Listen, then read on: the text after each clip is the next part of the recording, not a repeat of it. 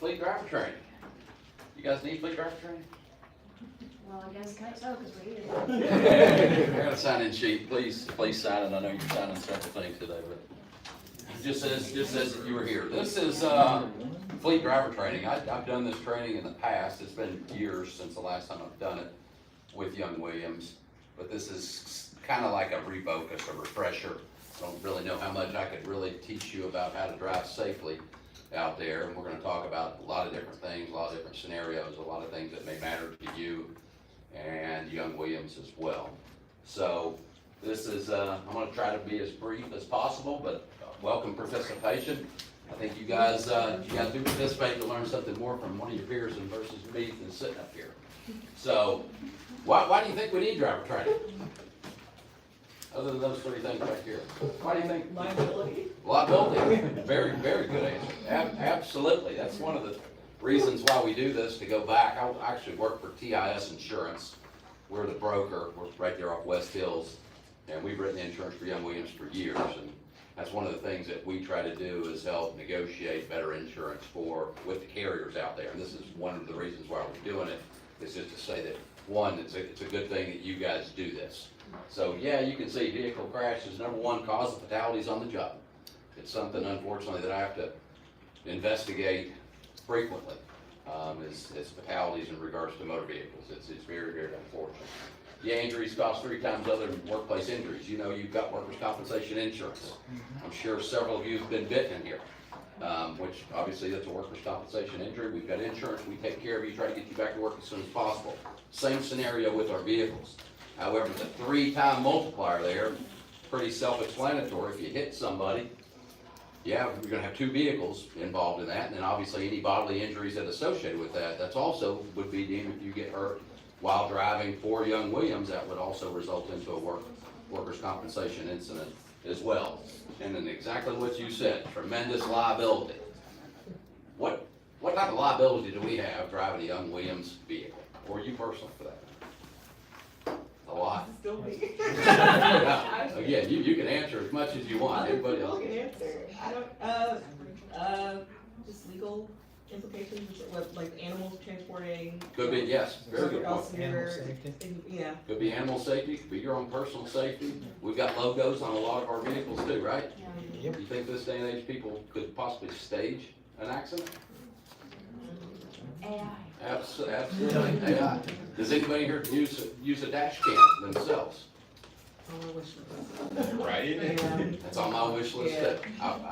I had an accident about 6 months ago, and I was sitting at a stop sign, and somebody cut across me. I was sitting still, and somebody cut across me and hit the front corner of my vehicle, and the officer that showed up wrote it as mutual fault. And if I'd have had that dash cam, it clearly showed that I didn't move. But ultimately, we just swapped insurance. They took care of theirs. I took care of mine, which was unfortunate, but still, it is what it is. But yes, these are a lot of liability out there with what we do. And I hate to say this, but if we get in an accident with another vehicle and there are no witnesses, more so than others, we're going to be the liable party, because it's almost like it's not defined a commercial vehicle, but we are using that vehicle for business, which is also important. You guys just signed a piece of paper there, right? Everybody did. She got all your driver's license as well for documentation purposes. But that little piece of paper there was talking about motor vehicle records, right? That's kind of like a credit report in regards to your driving history. How good is yours? I'd say mine's good. Oh, yeah. I'd say everybody's is pretty dang good if you're sitting in this room. And this is something that Only we, one fatality in this. that's unfortunate, right? Like we just talked about, but this is, you know, I assume a lot of us in here use your driving as part of your job, right? So it's very, very valuable, one, for you to keep your job. So, you know, years ago, we've got a long list of all drivers for Young Williams. And years ago, the insurance company, the insurance carrier, would run motor vehicle records on every single driver that was on that list, which was costly. And then over the years, they've changed it where they just spot check it. They may, if we've got 50 drivers on the list, they may check 5, they may check 10, whatever it may be, but they're just spot checking that. So they put that liability more so on Young Williams to pull those MVRs, and they recommend annually to make sure that they're okay. You can see up there, extremely, extremely, extremely important. Measures your driving performance. It's a 3-year window is usually what we can see. So anything that's happened 3 years ago in that side of that window is gonna populate on this report. And it's gonna be in compact states. There's 24 compact states, so if we pull this, 24 out of the 50 states are gonna populate up on that driving report. For instance, if somebody just relocated here from California, it very well could show up on there, but it probably will not. Does that make sense? So, again, they want you to pull these things annually because a lot of things happen in those 365 days. And I'm sure in your driving handbook, it says if you've been convicted of whatever, you need to let somebody, your supervisor know that, hey, I had a DUI, right? So, shows the status, shows your accidents, shows your violations, talk about the compact states. It talks about those convictions. I always advise all of my clients that if you ever get a citation, whether that be going down the road or in an accident, you always go to court and try to beat it, because it usually will get diminished to some degree. And again, the only time can allow this to get off of your record unless you fight it in court. So if you just accept that speeding ticket, 80 and a 55, and you pay the 200 whatever dollars it might be, it's gonna hang on your record for 3 years. And after 3 years and 1 day, it goes away, right? And that could also affect you personally for how much money you're paying in your own insurance premiums for your personal vehicles as well. So what's a good one? Squeaky clean, 3 entries or less. So when I say 3 speeding tickets, a lot of people say, oh my gosh, I've got points, or I've got 3 speeding tickets. Yes, that does mean something to your insurance company, you personally as well as ours, for you driving for Young Williams. But again, it's 3 entries or less is usually. What do you think would disqualify you? DUI. DWI. OVI, there's several different acronyms that people use for those. Reckless driving. Hit and run? Hit and run, absolutely. You know, every one of these MVRs, your MVRs is looked at differently. We look at them side by side. We've got a grading criteria is what they say that would disqualify somebody. And again, the DUI, the DWI, the OVI, a hit and run, some of those things may populate. The other good reason, a lot of people say, I don't want my driving record pulled. It doesn't hurt you by any means of it, pulling it. Once we populate it, it comes back within 5 seconds. It populates that quickly. The good part about this, not only for you, I've never pulled my own personal motor vehicle record, which you can. You can go to TBI.com and TBI.gov, whatever, and populate yourself. It's $7. But the good part about us pulling it annually, because sometimes this day and age, some things may pop up there that are inaccurate. It's an administrative error. And all of a sudden, we catch it, give it back, hey, Jason, why'd you get a DUI? I've never had a DUI. And then I have to basically go to court, go to the police, hey, this is not right, and it may take a little bit of time to get that night taken off, if you will. And it's easier for you to do that on your side or on your time versus you getting pulled over and then all of a sudden you've got a DUI and your license is suspended for no reason. Okay? So that's my take on it being good. 3-year record. If you get pulled over by the law, it's a 7-year window is what they can see. Unfortunately, if you get in a bad catastrophic incident, attorneys can go back the entire driving history of ever since you were 16 or whenever you got your license. Only time can change. I want to reemphasize that again. 3 years, that is the time frame that you got, or it'll stay out there as well.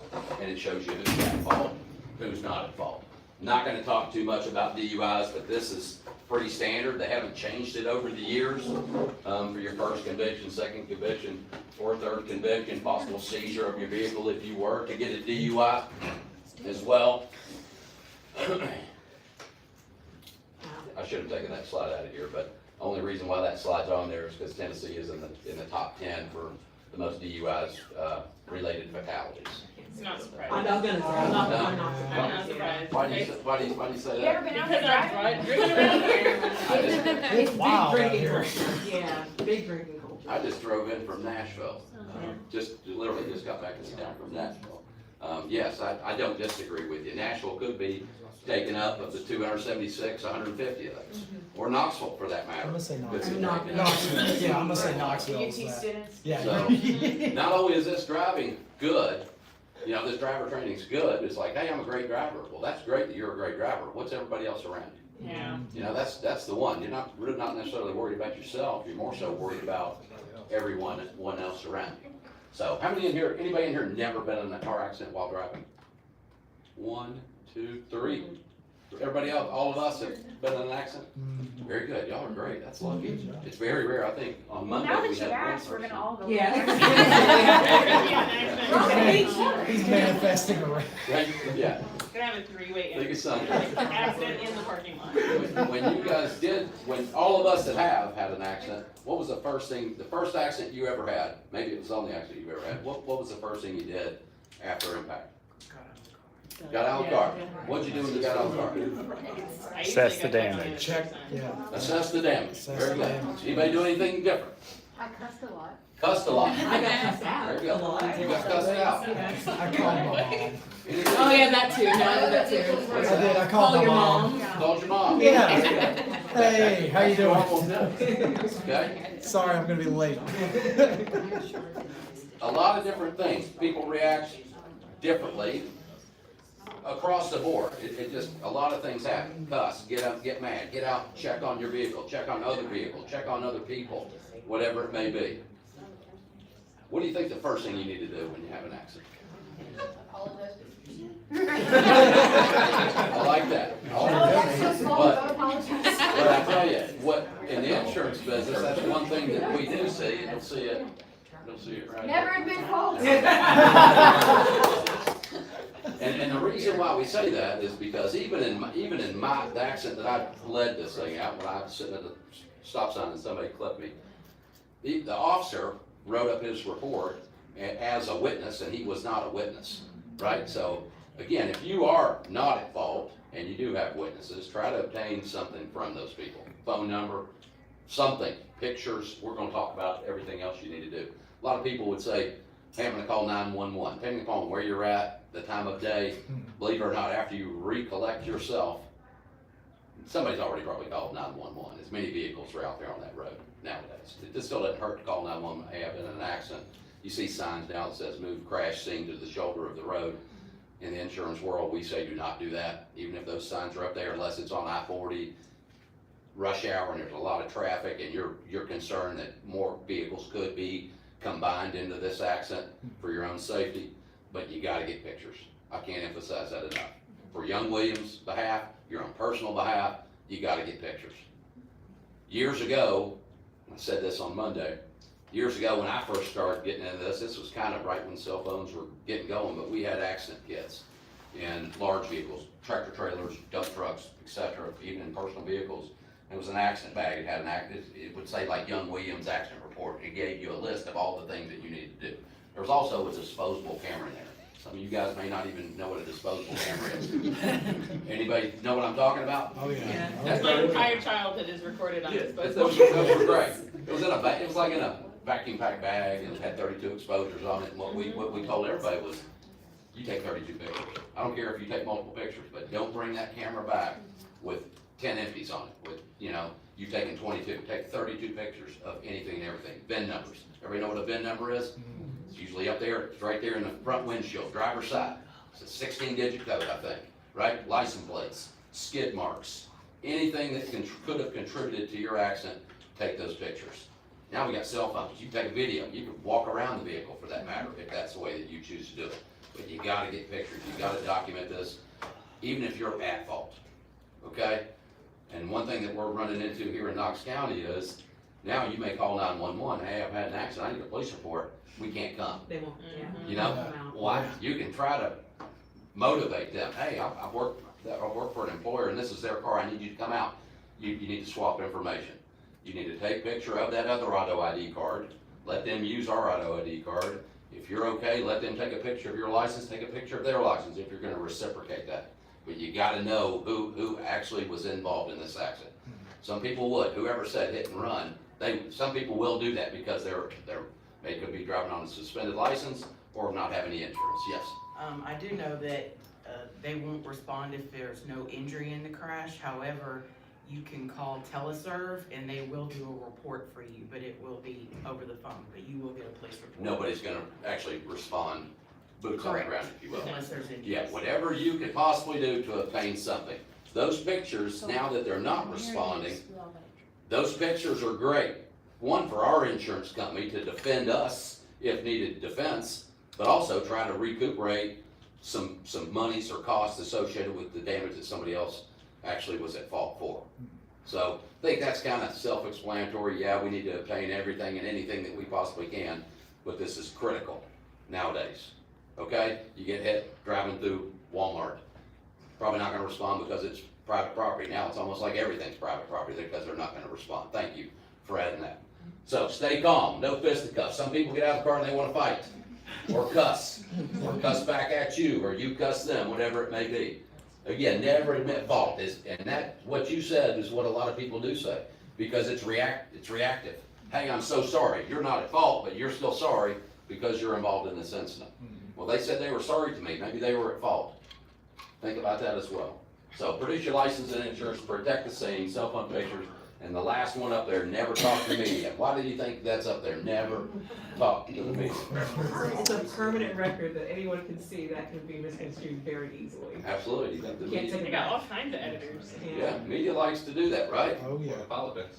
Yeah, politics, exactly. Or, some of you guys may be great talking to the media and be like, oh yeah, I'm glad that was the person speaking on young Williams' behalf. Some of you may not be. And if the news camera's in your face and you're standing there at an accident scene and we've got a young Williams vehicle in the back, it's the perception that young Williams, it could be negative, Oh, yeah. right? Or what did young Williams do? They probably contributed to this incident. And it may not even be our fault. Okay, so if it's a catastrophic event, we may have to talk to the media and give up what they call a by-time statement. Hey, we're still investigating the incident, not giving any details, etc. So those of us that have had accidents, or maybe those that haven't, why do accidents happen? Why does an accident happen? Not paying attention. Not paying attention. Weather. Very good. Inattention. Weather. Weather. Car Very good. failure.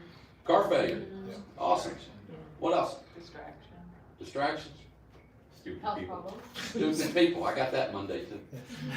There's a lot of those. Health problems, many people, have, pass out, have a seizure, heart attack, Very good. Anything else? Something runs out in the middle of the road and stops. Very good. Something runs out. An animal. An animal. A deer. Yeah. A tree falling on you, what we call an act of God. That's what we call it in the insurance world. And because that happens more and more now than you can imagine. Just a tree falling down, landing on a vehicle. In the middle of the day, no rain, no wind, nothing. Flash flood. It's bizarre. Flash flood, weather. Anything else? All right, we're gonna go through these. Y'all did great, by the way. Inattention. Inattention. Why do people not pay attention? Cell phones, kids, other drivers. Short attention span. Very Just good. long drive, just long drive, you just zone out. Long drives, very good. Blank stares, we're gonna talk about that. Very, very good. Inattention is probably the most of any of these. Impairment, right? You guys are drug-free workplace, right? Okay, could be impairment from a medication, right? Tailgate, we're definitely gonna talk about tailgating. Y'all mentioned weather, right? Okay, fatigue, I think y'all said fatigue, right? Okay, roads, we don't have great roads here in Tennessee. Speed. Speed, y'all follow the speed limit? No. If it's 55. Yeah, In my car, or absolutely. company car. Oh, yeah, the company. Yeah, the company car. Yes, we do. I love We it. follow the speed limit. My vehicle or their vehicle? Yeah. Okay, I'm on a if Civic now. it's 55 out there, how fast would you go? Go with the flow. If you don't go over 10, they're not gonna get you for reckless. That's all I know. That's the perception, right? Okay, speed, absolutely. Y'all said health, attitude, road rage we'll touch on.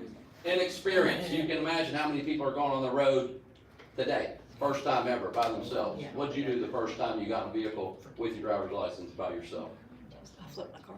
Think about it. Other drivers, we danced on with other drivers, y'all definitely said vehicle condition again. And I mentioned this, a lot of these things would, it could be several of these things, but being in a hurry could be tied into speed.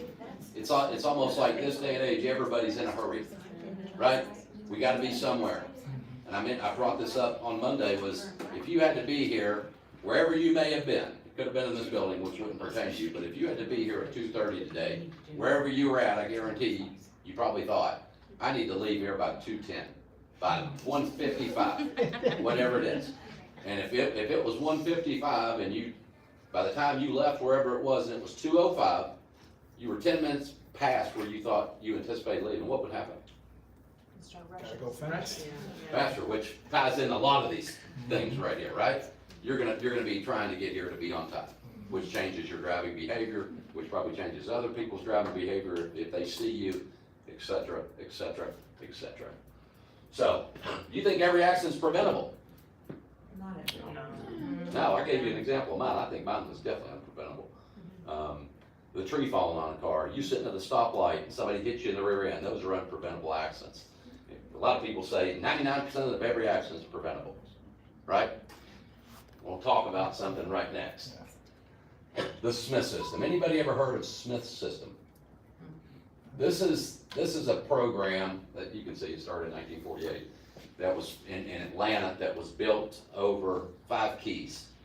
And they said, if you do these 5 keys, which a lot of you, I guarantee, will say, I do that, it's gonna give you space, visibility, and time. That's gonna almost eliminate you from having an accident, a preventable accident. 5 keys, pretty simple, but this is the backbone of a lot of trucking companies, large fleets, et cetera. They say, hey, we're gonna do this. You might start recognizing some of these logos on vehicles as well, but the one locally would be IJ. It's a food distributor of Alcoa that's got a bunch of domiciles in the southeast. But again, the benefits is reducing the collision potential, fuel usage, maintenance, as well as anxiety and stress, and eliminate that road rage. So those are those 5 keys. Aim high in steering, get the big picture, keep your eyes moving, leave yourself an out, and make sure they see you. What do you think aim high and steering means? Look over, through, like past the car in front of you and everything else that's happening. Exactly. Yeah. As far as you can see is what I say. Smith System says 15 seconds. Here in East Tennessee, I don't think we've got a lot of 15-second opportunities. You very well may on an interstate, on a large highway, something like that. But as far as you could possibly see, what are you looking for? What do you think you need to look for? Brake lights. Brake lights. What else? Accident. Accident. Accident, obstacle. Obstacles, pedestrians, animals, anything that's in your path of travel. So 1, for you to recognize it, 2, to be able to react, cover the brakes, slow up, move over, etc. 15 seconds. Most drivers' idling time is 3 to 6 seconds. Something to think about. It's the only thing I'm trying to do, or we're trying to do, is get you to think. Avoid backing. You're going to see this throughout all these 5 keys. Avoid backing, avoid backing, avoid backing. How many of us have backed up and hit something? I have, multiple times. If you could avoid backing, 100% always do it. A lot of places where we may go, you have to back up. Or if you go to Walmart, I could sit here and preach this, but all this, back of the parking lot and walk up, or drive through the spot. There's no law against driving through the spot, so whenever you do whatever you do, you come back and you just have to pull out instead of backing out. Nowadays, we got a lot of backup cameras, right? Anybody hate backup cameras? I love them. Do you? Yeah, mine I can't notifies see. me when cars are coming by, or if it's even, it's great. It's super useful. Mine is. A lot of people love them. A lot of people love them. I'm still a mirror person. I do both, I but don't when trust it. I don't when know I why. can't see them, it speaks out to me, and I like it. It's a great amenity now on a lot of vehicles. So, key 2, get the big picture. Get the big picture. Ultimately, it means you need to know what's going on all 4 sides of your vehicle at all times. How can you do that? Mirrors. Mirrors. Look in the mirrors. Check your mirrors, check your mirrors. It's good. All these keys, key 1 goes to 2, 3, 4, etc. How often do you check your mirrors now? All the time. All the time? Something that you do and you don't even recognize that you're doing it. What are you looking for? See if somebody's coming up behind me fast. Yeah, who's right, who's left, somebody tailgating me, Blind spots. blind spots, very good. Everybody still doing the head checks? Yep.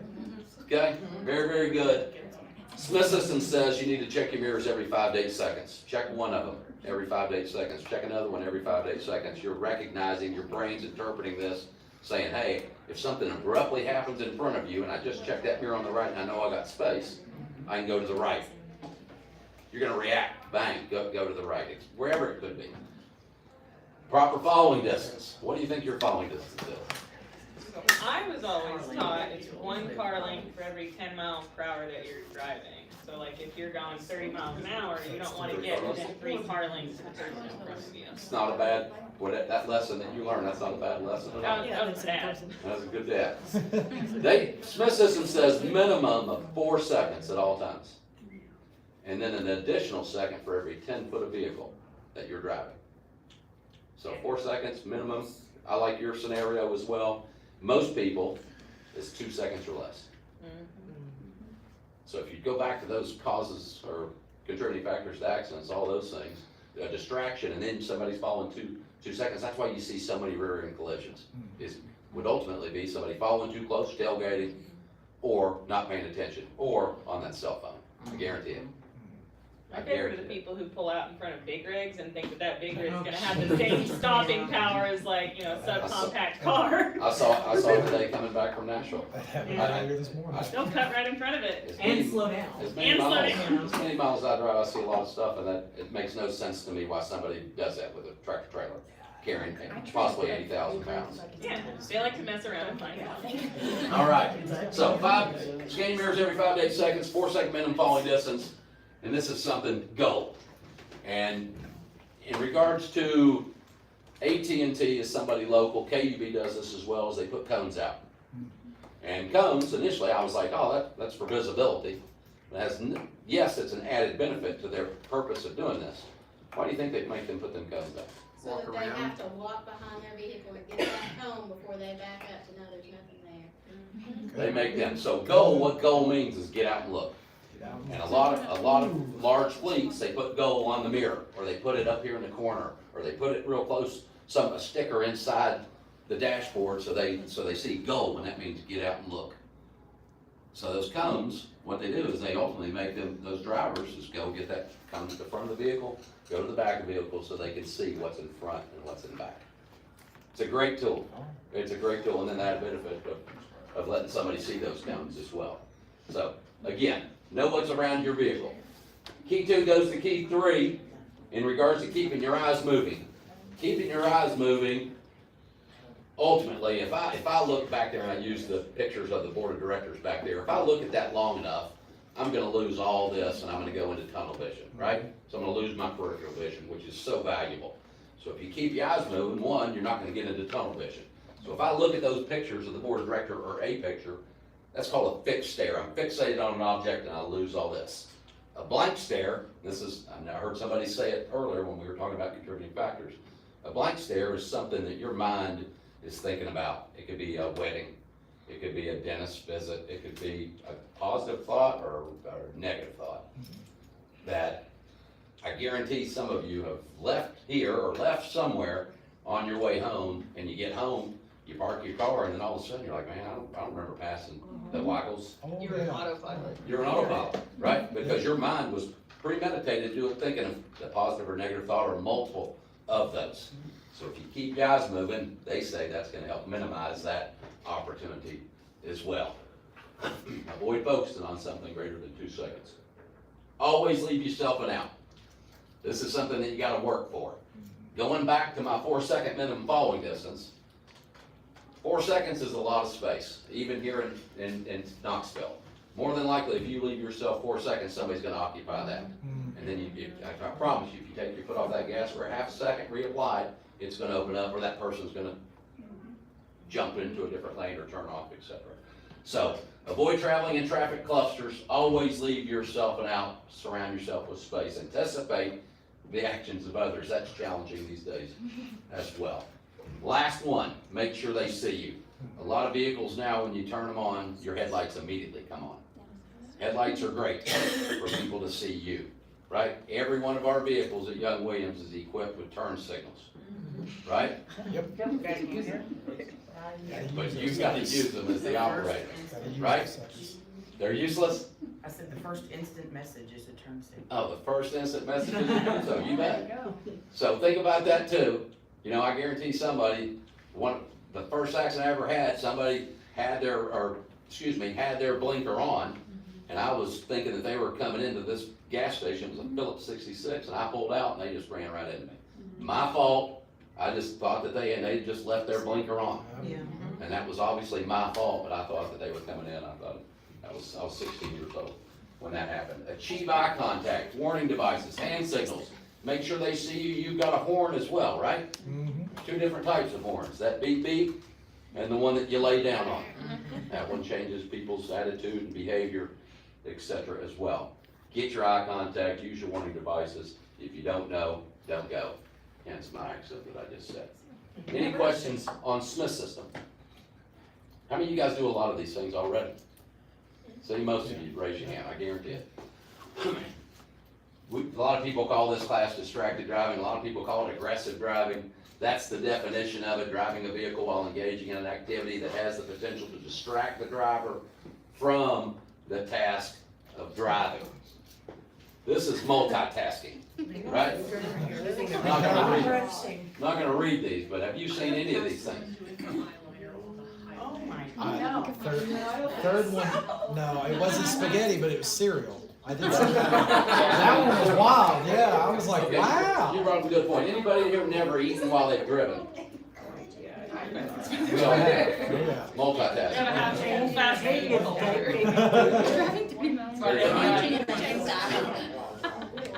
But that's what I've been doing. Holding the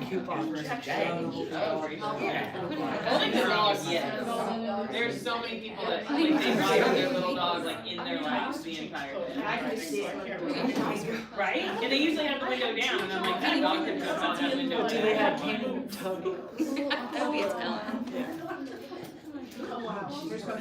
Shaving, smoking. I don't know too many people that read the newspaper. Let's not throw out Sunday best of. That's why you see cell phones. Yeah, yeah. Okay, smoking, etc. Actually, cops working on the laptop. Yeah, the cops have a laptop in their car. Yeah. It's not fair, is it? No, it's not fair. Is it right or is it wrong, you know? So, okay, I'm not gonna go through a lot of these, but just some facts. 8% of drivers admit to blatantly hazardous behavior, changing clothes, steering with the leg or foot. Anybody done that? Oh, yeah. Steering with their knee? You bet. So, years ago, they, right when a lot of insurance companies they realized that cell phones was the number one contributing factor to accidents, Yeah. motor vehicle accidents. They started with CDL drivers, Class A, Class B drivers that said, we're done with you using a handheld cell phone device. You can get a headset, you can get a Bluetooth. It's right when Bluetooth was kind of going through cars and your speakers. And they said, if we catch a driver, a CDL driver, using a cell phone up to their head like this, it's $2,750 fine, $2,750. That's more than the DUI. If they're talking to their employer, It's serious. then the employer is gonna get an $11,000 fine. So what they did was, They said we'd these rather large you go. fleets, they started buying everybody headsets. They said, we can't deal with this. Well, a few years later, then they put it into play for all of us. It said, you're gonna get a $50 fine if you get caught using. Anybody in here ever had a $50 fine by you getting caught using your cell phone? I've only heard of one, ever. And I think that's going on 6-7 years now, since that was put into law. But for the CDL drivers, they were like, this is more serious than any, now they're thinking everything is serious, which I agree. Nowadays, you can put that feature on your phone and turn it off, you know? Well, a lot of people, it still gives you the opportunity where the phone won't ring if you engage that option on your Android or your Apple device, whatever phone you may be using. On an Apple device, I know it'll still prompt you where you can turn it off by the one button push. It's good if you want to do that. Some people put it in the glove box. Some people put their phone in the trunk so they know they're going to reach for it where they can't do it. Just something to think about. Not going to talk about the cell phone facts. I think we've beaten it up pretty good. How do you minimize those distractions? Eliminate them. Eliminate them, right? You think listen to music is a distraction. You think you're changing the channel on the radio is a distraction. Now they put a lot on your steering wheel where you can change that. Sure it is. What about changing the temperature control? Is that a distraction? Could be. Smoking. Could be. Eating. Could be. Anything that's not driving could be a distraction. Anything that's not driving. That's exactly right.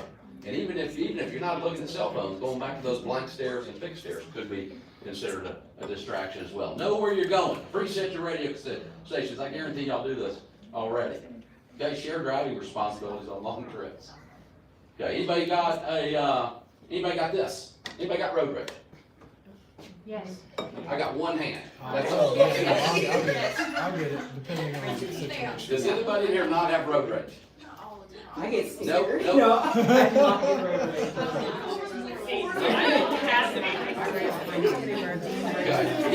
Okay. You contribute being scared to not having it. So, Yeah, when if something's happening in front of me, I don't know, I don't like the confrontation. Like the first car accident I had, that was not it wasn't my fault, the person still got out and cussed me out, and I don't know, I just always get. have you ever had a speeding ticket?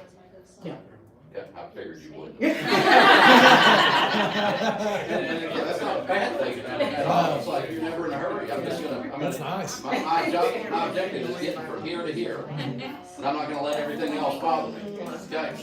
This is commonplace. This can escalate very, very quickly. I saw it 2 times on my way back from Nashville today. Hate to keep talking about my trip today, but this is a problem. This could get very, very bad. I referenced on Monday a show on Lifetime that my wife was watching that I just happened to be passing through and I heard it, where this guy got upset from this lady that cut in front of him.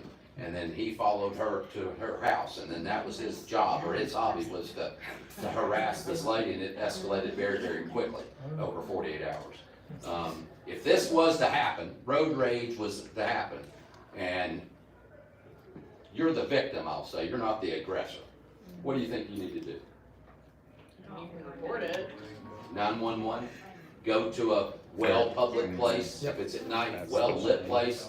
The last place you need to go is to your house. Yeah.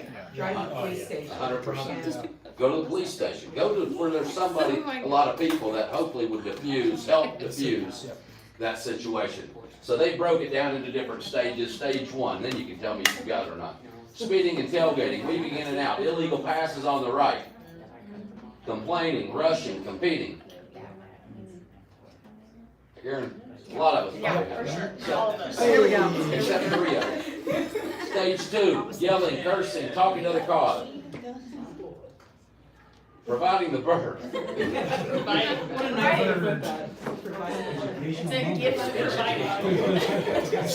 Flashing the headlights, laying on the horn, and then the last stage, chasing other vehicles, cutting over vehicles, waving weapons, using the auto itself as a weapon. Okay? That's commonplace, just something to think about as well. Oh, yeah. Anybody got a red light ticket? Oh, I have. I've had several real close to my office, Morrell Road. Every one of mine's been on Morrell Road, right on red. Speed cameras as well, Oak Ridge. I've gotten a couple in Oak Ridge. At I think it's 25, 30 miles an hour on Oak Ridge Highway, and they've got them set up consecutively, and I got 2 of them out of the 3. I got hit for 2 of them. You gotta go back and get that there. They generated. They had talked about removing these. Yep. Because of them contributing to accidents, people locking up and people having rear ends that way, but they're still going. Knox County doesn't own that equipment. A vendor came in years ago and said, hey, we'll put this equipment in and we'll monitor it and we'll give you a percentage of the proceeds. So, My favorite is they have the cameras go off even if they're not actually taking Yes. photos, so people are just like, oh God, and then they like scare them into driving more am I gonna safely. get one? We talked about this on Monday too, is several people in there had never paid them, and they said nothing ever happened. I'll tell you, I didn't pay one, and it started to scare me when my penalty went from $50 to like $360, Oof. and I ended up paying it. So I'm not advising you do or don't, Yeah. but a lot of people said that they didn't.